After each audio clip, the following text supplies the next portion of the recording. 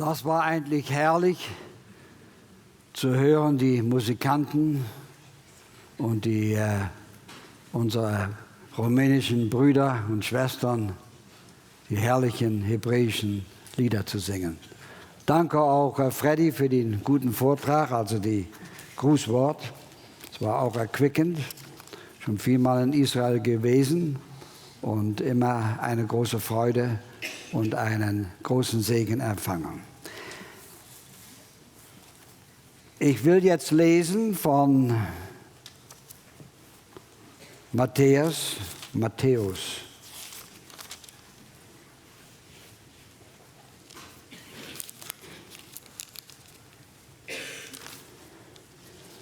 Ja.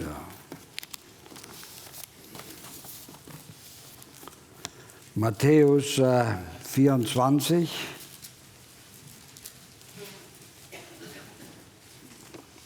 Verse 4 und 5. Die schlechte Nachricht über die gute Nachricht. Die Jünger kommen zu Jesus und fragen, wann wird das Ende sein? Was sind die Zeichen? Auf was müssen wir warten? Und dann sagt er etwas Markantes. Er sprach, sehet zu, dass euch nicht jemand verführe. Denn es werden viele kommen unter meinen Namen und sagen, ich bin Christus, und werden viele verführen. Lass uns beten. Vater im Himmel, wir danken dir im Namen Jesus für die Gelegenheit, dein Wort zu verkündigen. Nimm jetzt dein Wort wie ein Schwert, das unsere Herzen berührt, das es entscheidet, das, was fleischlich ist, von den Geistlichen, das, was wahr ist, von der Verführung. Schenke Gnade jetzt, das Wort zu verkündigen und das Wort aufzunehmen in unseren Herzen. Amen. Wir können mit einem Wort sagen, was ist das Schlechte, was ist die schlechte Nachricht in der guten? Ein Wort ist Verführung. Die große Verführung. Und das ist nicht etwas, was Neues, aber besonders zunimmt in den letzten Tagen. Das wissen wir alle, die wir die Bibel gelesen haben, die wir uns beschäftigen mit dem Wort Gottes. Die Verführung fand ja schon statt vor 6000 Jahren. So die Verführung geht immer weiter. Wir müssen das lernen, dass die Bibel zu nehmen als ein Wort, als eine Botschaft. Vom ersten Buch Moses bis zu dem Buch Offenbarung. Es ist eins, es ist identisch mit Jesus Christus selber, denn er ist das Wort, so wie es geschrieben steht, gleich am Anfang des Johannesevangeliums. Im Anfang war das Wort und das Wort war bei Gott und Gott war das Wort, dasselbe war am Anfang bei ihm. Alle Dinge sind durch dasselbe gemacht und ohne dasselbe ist nichts gemacht, was gemacht ist. Ist identisch. So jetzt in dieser Endzeit lehnt sich alles auf gegen das Wort. Das Wort, das Gründen, das schaffende Wort. Und wenn wir lesen den bekannten Vers, die Verse in Psalm 2, wo sich die Nationen empören und wo sie ratschlagen gegen den Gesalbten, was wollen die machen? Die wollen zerreißen die Bande, sie wollen brechen. Was wollen die brechen? Das Wort. Ich habe kurz aufgeschrieben, die 10 Gebote, die jetzt neu interpretiert werden von der Welt. Die werden zerrissen, das Alte, und etwas Neues wird gemacht. Zum Beispiel, du sollst keinen anderen Götter neben mir haben. Heute, jeder Gott, jede Religion, jeder Weg, dem es recht dünkt, ist akzeptiert. Und es ist besser, dass ein Prediger nicht zu viel gegen eine andere Religion sagt. Du sollst dir kein Bildnis noch irgendein Gleichnis machen. Denke mal an die Abhängigkeit des modernen Menschen am Fernseh und Internet und am Handy. Heute kann man ja mit Leuten nicht mehr sprechen. Irgendwo auf dem Flugplatz oder wo man ist, jeder ist mit dem Handy dran. Die Persönlichkeitskontakt wird abgebrochen. Du sollst den Namen des Herrn, deines Gottes, nicht missbrauchen. Des Herrn Namen wird sehr oft missbraucht und es wird sogar populär jetzt. Oh Gott oder oh Herr Jesus. Ohne dass die daran glauben. Gedenke des Sabbats, dass du ihm heiligst. 6 Tage sollst du arbeiten. Das wird zerrissen jetzt. 7 Tage der Woche sind die Geschäfte auf, möglicherweise 24 Stunden. Der Mensch hat nicht mehr Zeit, sich in Ruhe hinzusetzen und andächtig ans Wort lesen oder hören. Das wird zerrissen, neu. Du sollst deinen Vater und deine Mutter ehren. Kindergesetze sind heutzutage maßgebend. Wehe, wenn sich ein Eltern, die sich das Kind, wie sagt Corporal Punishment, also mal einen Riemen runternehmen und mal so richtig hinten draufhauen.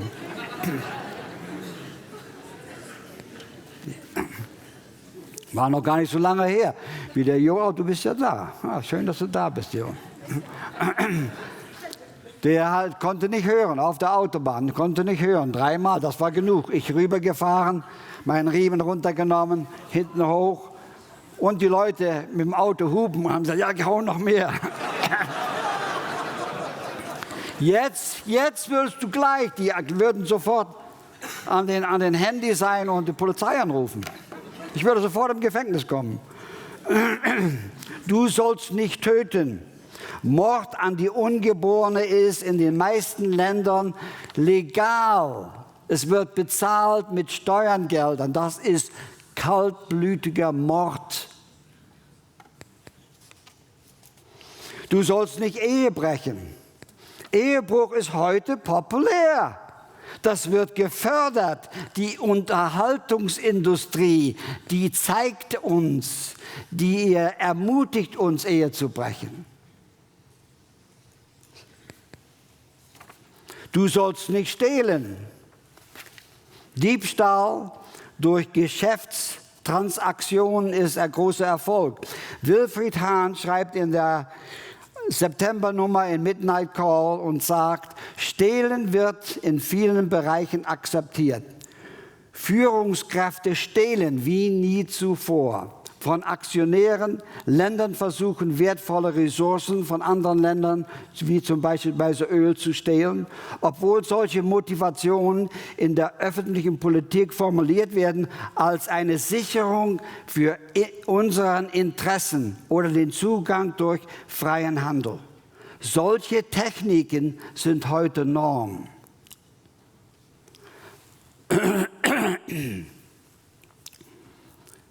Du sollst kein falsches Zeugnis reden wider deinen Nächsten. Ja, der erste Rat, den man bekommt von einem Rechtsanwalt ist, nichts zugeben. Zuerst alles leugnen.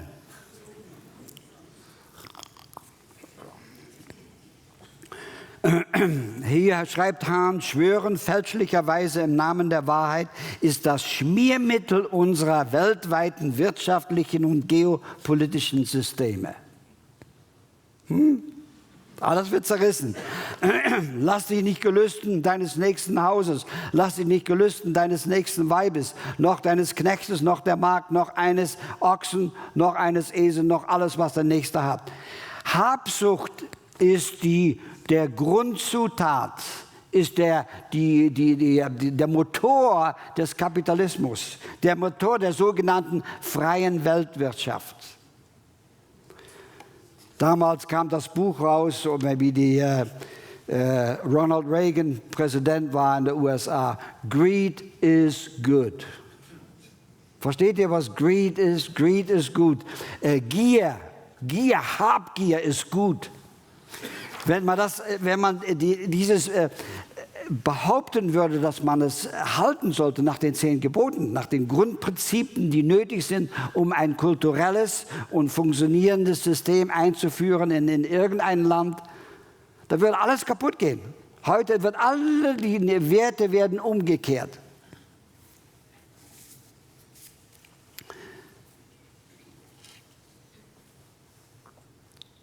Die schlechte Nachricht in der guten.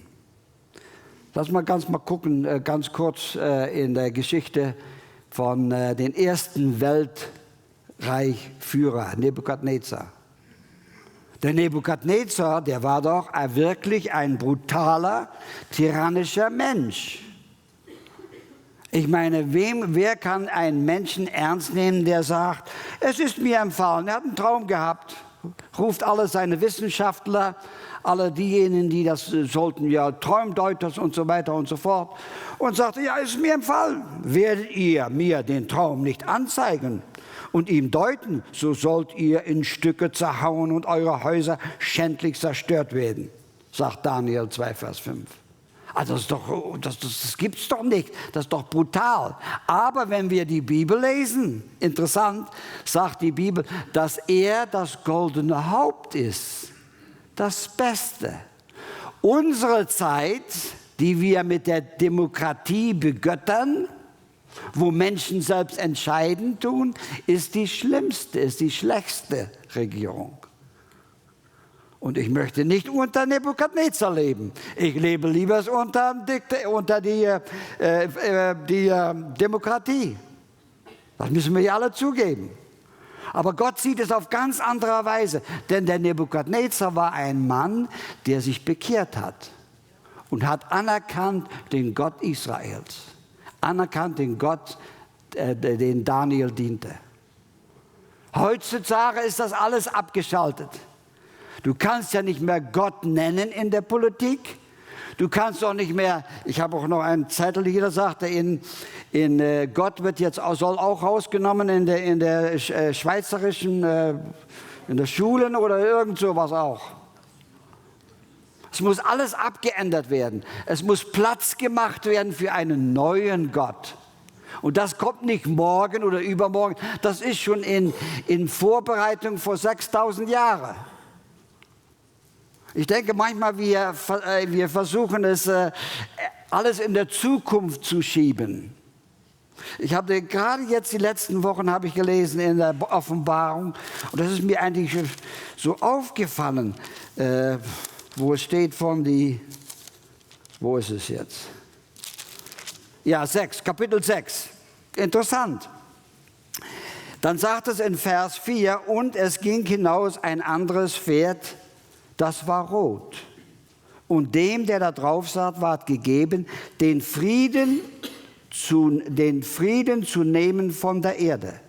Und dass sie sich untereinander erwürgten.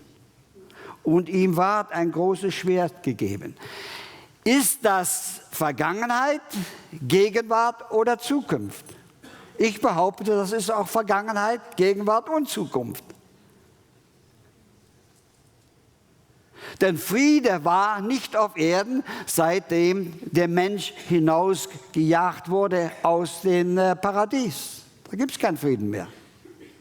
Ja, dann Weihnachten wurde nochmal Friede auf Erden und den Menschen ein Brunnen gefallen, aber das war der Friedensfürst, der kam. Aber Friede haben wir nicht gehabt auf dieser Welt. So, das ist nicht etwas, was noch kommen wird, das ist auch etwas, was schon gewesen ist. Was ist heute und was werden wird. Die Menschen werden sich untereinander abschlachten, die werden sich erschießen, die werden sich töten.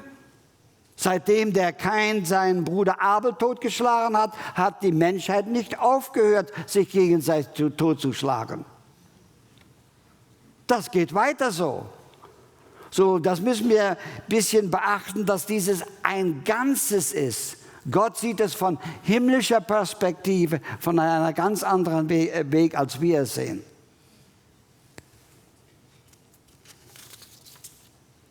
Ja, der Verführung. Verführung ist das große Wort für die Endzeit, ganz besonders. Und wir haben ja auch, ich muss zugeben, wir haben doch heute mehr Freiheit, mehr Sicherheit, wir haben natürlich viel mehr Wohlstand denn je zuvor. Wir haben alles das, aber wir beklagen uns. Ich habe eine Studie hier von amerikanisches, wie wie heißt es, Bureau of Statistics, Labour-Statistik. Und die sagen ganz klar, wie alles heutzutage billiger wird. Und ich weiß, da wird hier besonders meine Frau, die sagt, es gibt nichts billiger. Ich bin gewesen, da war die Margarine das und dann 2 Wochen später sind wieder 10 Cent mehr. Stimmt alles, aber im Vergleich auf unsere Zeit, die wir produzieren und arbeiten, und wir vergleichen das, dann ist alles tatsächlich billiger. Ich habe es am ersten Tag gesagt, wir haben in 1982 in Amerika 13% des Familieneinkommens musste ausgelassen werden, um zu leben, Lebensmittel. Heute, also das waren 12, so 30 Jahre später, sind es nur noch 9%. Es geht besser, immer besser. Wir können noch mehr essen, werden wir noch dicker.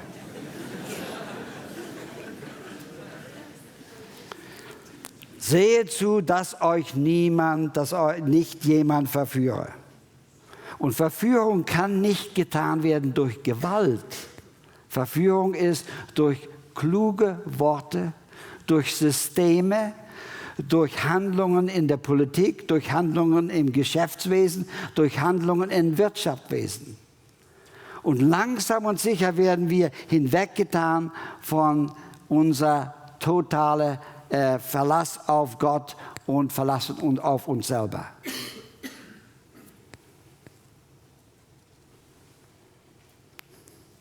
In den letzten Tagen, besonders wenn wir das lesen in der Bibel, immer und immer wieder steht es geschrieben, in den letzten Tagen, in den letzten Tagen.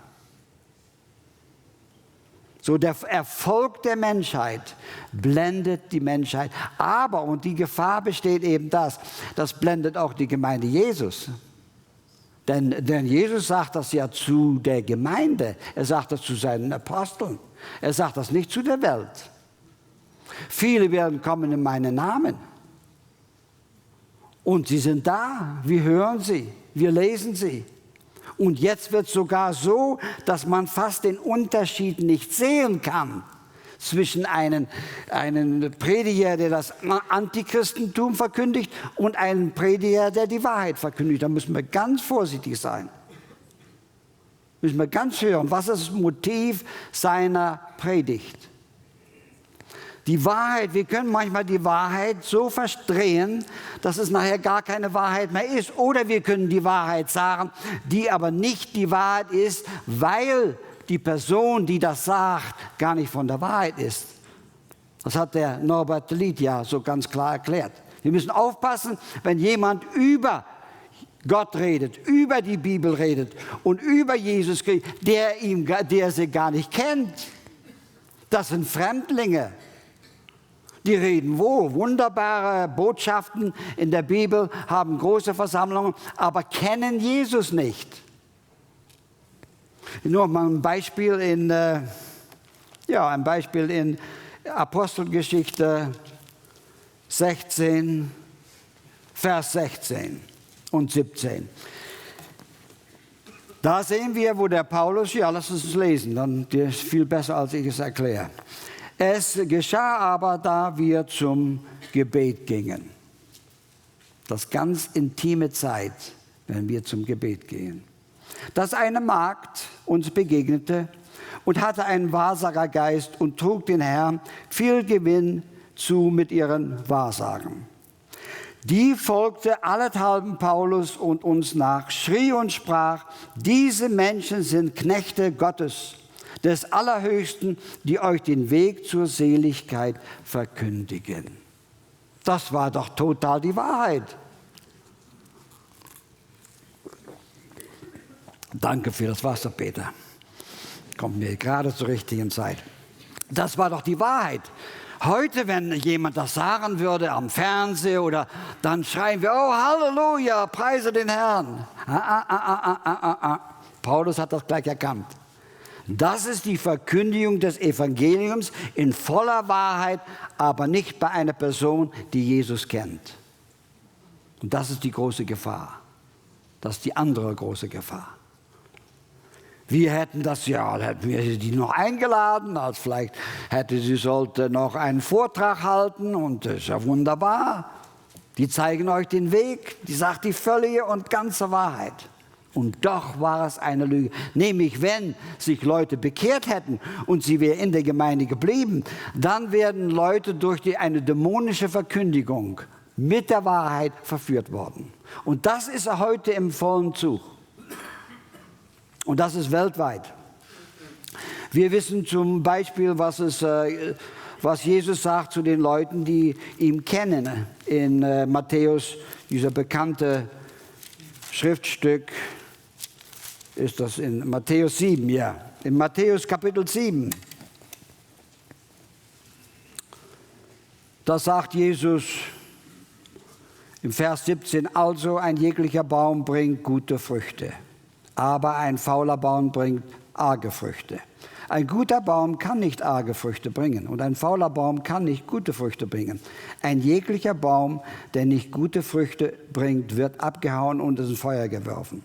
Darum an ihren Früchten sollt ihr sie erkennen. Jetzt kommt den Punkt, den ich machen will. Es werden nicht alle, die zu mir sagen, Herr, Herr, in das Himmelreich kommen, sondern die den Willen des Vaters tun im Himmel. Es werden viele zu mir sagen an jedem Tag, Herr, Herr, haben wir nicht in deinem Namen geweissagt? Haben wir nicht in deinem Namen Teufel ausgetrieben? Haben wir nicht in deinem Namen viele Taten getan? Also sie waren wirklich fleißige Arbeiter im christlichen Religionswesen. Die haben sogar prophezeit, die haben viele Taten getan, die haben Wunder getan.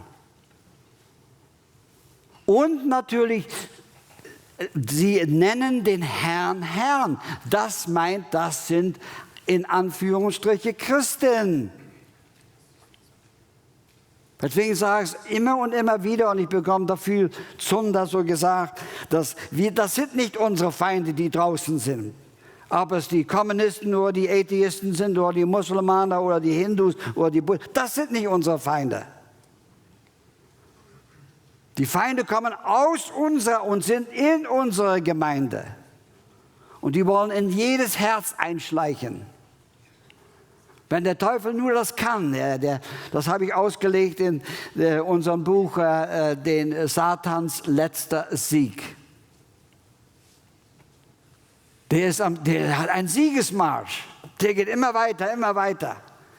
Jesus kam und hat das Werk vollbracht. Aber jetzt, wie kann er die Gemeinde Jesus zerstören? Wie kann er uns hindern, dass wir effektive Steine, dass wir effektive Lichter sind in dieser Welt? Das will er machen. Wo bin ich stehen geblieben? Da, ja, nein, Namen. Dann werde ich ihnen bekennen, ich habe euch noch nie erkannt. Weichet alle von mir, ihr Übeltäter. Welch eine Tragödie. Die Menschen haben gearbeitet, die haben alles getan im sogenannten Reich Gottes, die waren ganz aktiv, die haben ihr Geld gegeben und alles Mögliche. Und dann, Jesus hat sie nicht erkannt. Jesus ist nicht nur, dass du Jesus kennst, sondern er muss dich erkennen. Und wenn ich mich befasse mit seinem Wort, dann erkenne ich ihn mehr und mehr und mehr und mehr. Dass die wunderbare, herrliche Christenleben ist, dass wir Jesus immer mehr kennenlernen. Tag ein, Tag aus. Der muss nicht derselbe sein, dasselbe Ebene, wie ich ihn gekannt habe vor 2 Tagen oder letztes Jahr. Viele, die schöpfen an den vergangenen Segen, den sie erfahren haben, als sie gläubig wurden. Wir müssen, das ist immer wieder neu, immer wieder neu. Jesus macht alles neu. Wir müssen Jesus muss uns erkennen. Und das sind natürlich die Worte, die immer wieder in der Bibel gebraucht werden. Zum Beispiel, wenn ein Ehepaar zusammenkommt, sie erkannten sich und sie gebar und so weiter. So ganz intim. Und er muss uns erkennen. Israel zum Beispiel ist das einzige Land der Welt, da sagt Gott, nur euch habe ich erkannt. Kein anderes Land der Welt, die Schweiz nicht, auch wenn wir nur eine Kreuz auf der Flagge haben. Auch wenn die Amerikaner haben ihr Geld hier in God we trust. Gott vertrauen wir. Das ist natürlich der Gott der Freimaurer, nicht der Gott Israels, logischerweise. Das wissen wir, diejenigen, die die Bibel kennen und ein bisschen die Geschichte kennen. Es gibt kein Land, ein christliches Land. Christlich ja, aber nicht ein Land von Christen.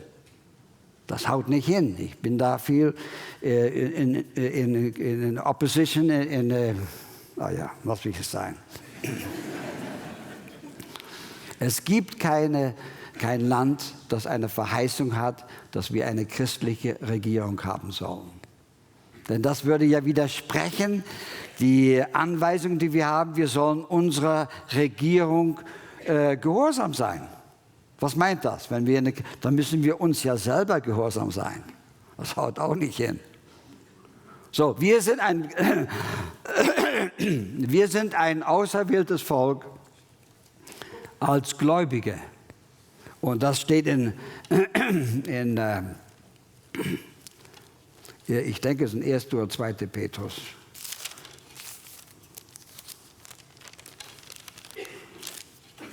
Ja, hier habe ich es. Ich muss aufhören zu rauchen. Aber habe ich schon gemacht. Das ist schon vor 48 Jahren. Dann hat man mir auch gesagt, oh Arno, du rauchst nicht mehr. Ja, ich sage, ich bin jetzt getauft worden im Baptisten. Und weißt du, wenn die dich tauchen, die lassen dich unter, werden die Zigaretten nass, dann kannst du nicht mehr rauchen. Hier ist die Beschreibung von uns als Gläubige.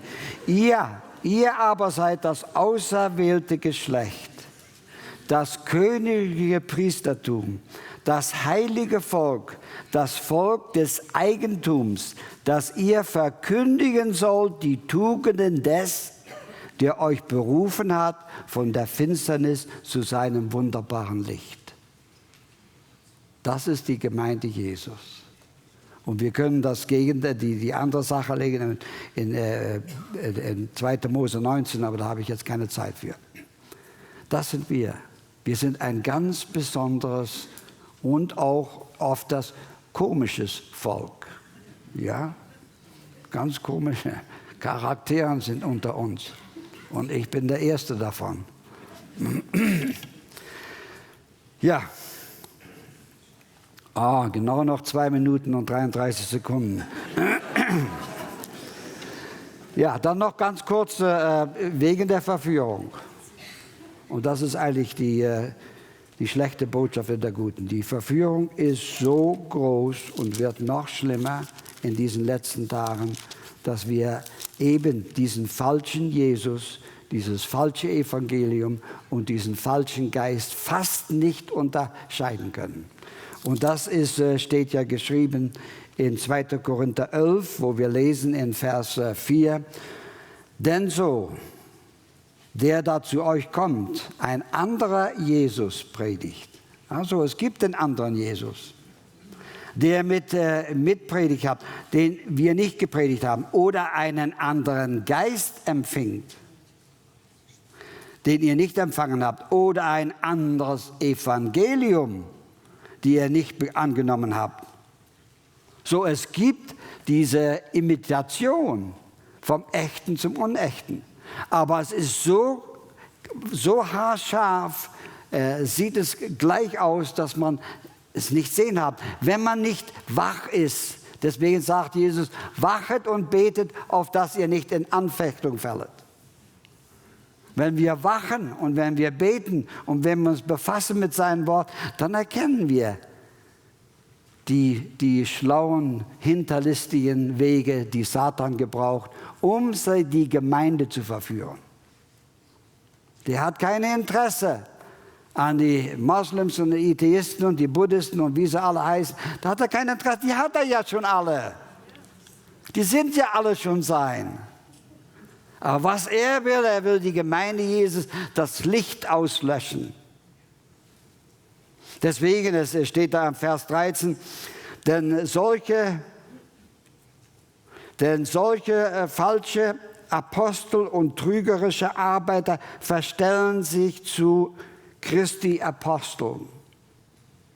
Na, damals gab es Apostel, heutzutage haben wir nicht mehr Apostel. Warum haben wir übrigens keine Apostel mehr? Weil die Kirche, die Gemeinde Jesus ist gebaut aufgrund der Propheten und Apostel ich denke, es ist in Epheser 3, Vers 20. So, es gibt keine Apostel mehr oder keine Propheten mehr. Du darfst dich wohl nennen, ein Prophet oder ein Apostel, bist aber keiner.